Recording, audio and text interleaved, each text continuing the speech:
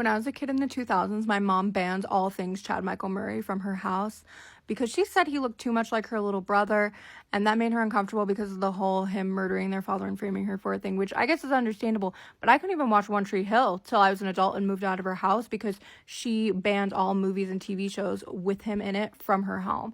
However, when I was a kid and Freaky Friday came out, my dad took me to the movie theaters to see Freaky Friday, and I was so excited because I wanted to see what Chad Michael Murray looked like. I had no idea what he looked like, and I always wanted to know what my uncle looked like because he had gotten a life sentence when I was a toddler.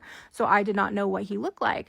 And so I watched this movie, I stared at Chad Michael Murray, and that's the image I had of my uncle in my head. And when I became a teenager, I started writing to my uncle while he was in prison. And while I'm writing to my uncle, that's who I'm envisioning my uncle as, is Chad Michael Murray, because this is what my mother told me.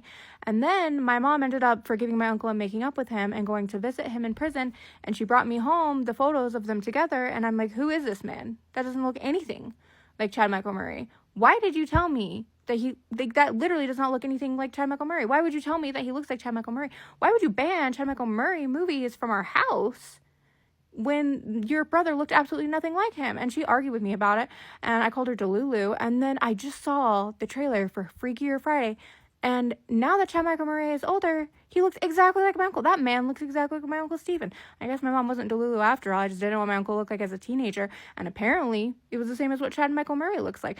But I would have known that if my mom hadn't destroyed all the pictures of him as a teenager.